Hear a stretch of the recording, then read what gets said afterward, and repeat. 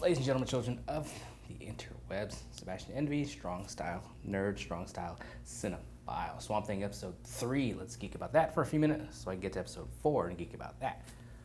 Now, the episode starts off with Alec being haunted by a vision of the D-bag he ripped apart in the previous episode as he saved little Susie. The D-bag tells Swamp Thing that he's coming for him, and then we see insects swarm the remains of him and bring him back to some semblance of life. Now, meanwhile, Abby tells her reporter friend Liz about the swampy and that it was Alec. Now, Abby's swamp talk is interrupted by the presence of a CDC supervisor who has swooped in to give fresh eyes to the situation, offer up a solution that will clearly be the wrong idea and only make things worse. Also, Harlan gets himself infected. Abby decides to head over to Alec's lab to look over his research and find hope of a cure.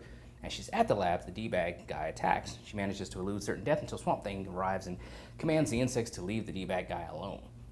Now, Abby and the former Alec have a moment, and she tells him that she needs his help with the illness. When Abby makes a comment about the illness fighting them, Swamp Thing corrects her, saying it's fighting back.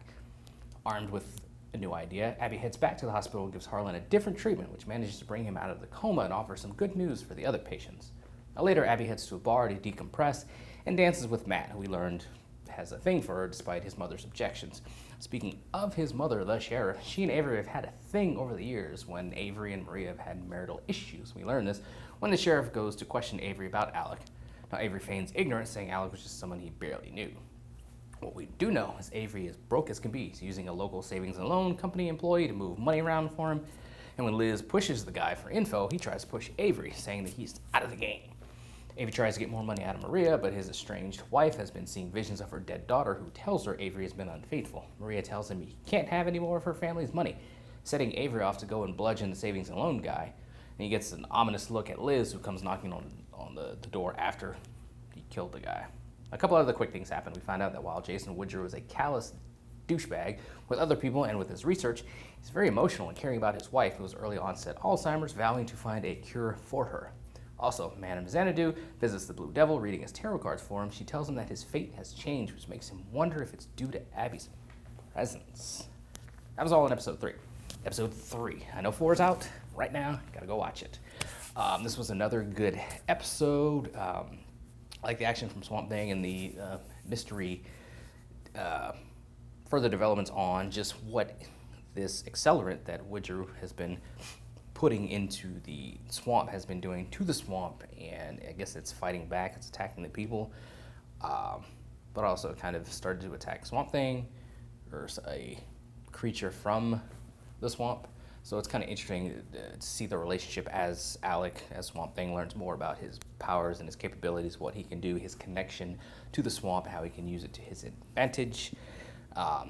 We know Woodrow is the Floronic Man. Are we going to get him to that? Of course, we're not getting his straight up comic book origins, but are we going to get some semblance of that? Would we have gotten some semblance of that if the show was going to go for multiple seasons, which we already know? This is just basically an ill-fated first season of Swamp Thing, and I'm wondering, hoping that that doesn't deter people. I already know a couple people who have said they're not going to watch it because they already know it ends. Now, does it end in a crappy cliffhanger manner, or did they know well enough ahead of time to wrap it up to where this is basically just a 10-part mini-series, not so much a 10-part, full-on series of multiple seasons, stuff like that? I mean, it can be just a 10-issue maxi series, type of thing. Was it edited, rewritten to fit that mold? We will see.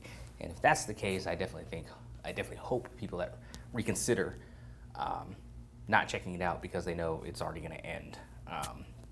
Avery Will Patton is just plays a great kind of smooth talking, just douchebag type of character. He's great in the role. It was interesting to see that him and the sheriff had a thing, and she almost would have jumped in bed with him again had she not heard Maria upstairs at the time. So kind of makes me kind of question where the sheriff's coming from, and her, I'm not going to play the morality police or anything, but kind of makes me wonder kind of where the sheriff's coming from, if she's willing to lay down with Avery, given Avery being Avery. We see Matt, who of course had a thing for Abby as they were kids. He's making his move, so will Abby go with down that road with him?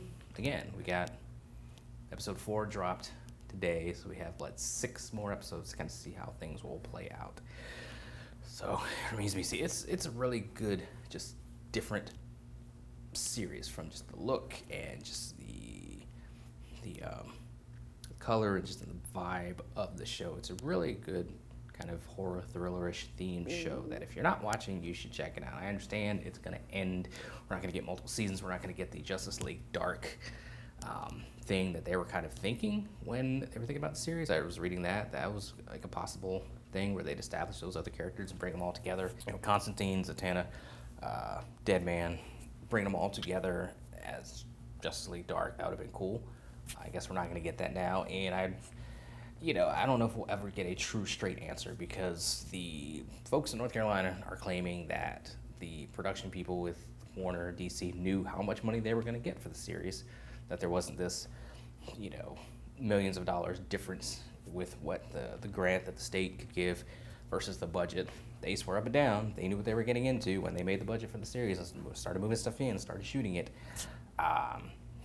It's where some people over there, it's been said, thought that Swamp Thing was going to be more like a CW series, and they were disappointed by it from a creative standpoint, how it looks. So will we ever get 100% the true meaning, true reason of why Swamp Thing is only going to go one season, one shortened season of 10 episodes? Who knows? It would just be one of the things we live to speculate about. It sucks. Show's really good. Wish it was going longer, but it's not. So we just got to enjoy it while it's here. So if you haven't checked it out, definitely should check it out. Let's geek.